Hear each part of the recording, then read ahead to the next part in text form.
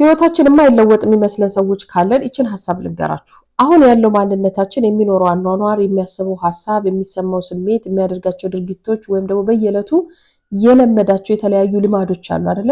ልክ እቺ ሰው ደግሞ ሌላ አይነት ሰው አለች which is እዚህ ፍጥረት ዓለም ውስጥ ለምሳሌ እቺኛዋን ቲጂ ነገር ግን በሌላ አይነት የህይወት ኤክስፒሪየንስ ውስጥ የምትኖር ወይም ደግሞ መኖር የምትችል ፖቴንሻል ያላት ማንነት አላት።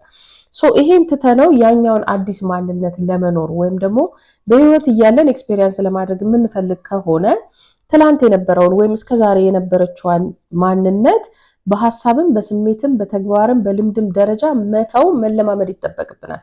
እሱን ለማድረግ የመጀመሪያው ስቴፕ ምን መሰላችሁ? ሁል ጊዜ አዌር መሆን አለበት ወይም ደግሞ ማስተዋል የምንችል ሰዎች መሆን ይጠበቅብናል። ያ ማለት የምናስባቸው ሐሳቦች ከትላንትና የመጡ ናቸው which is በቃ ያንኑ ፓተርን ተከትለው የሚመጡ ናቸው እንጂ አዲስ ሐሳብ በመሃል አይኖረንም።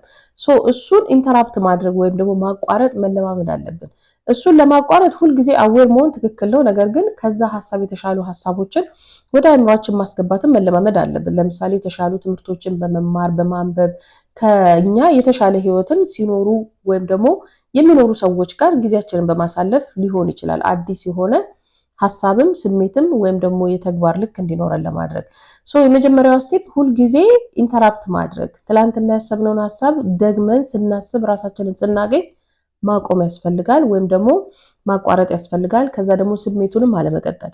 ስሜቱ እስከሚሰማን ድረስ ደግሞ ከቆየን ቶሎ ብለን ራሳችንን በተለያየ መልኩ አባብለን ከዛ ነገር ወጥተን ያቺ የፈለግናትን ማንነት ለመኖር የምትችለውን ሰውነት ሆነ ብለን ለመኖር በሐሳብም በስሜትም በተግባርም ደረጃ እለት ማለማመድ መቻል ነው አዲስ የተባለውን ህይወት ወይም ደግሞ የተለወጠ ህይወትን ለመኖር የሚያስችለን። መልካም ጊዜ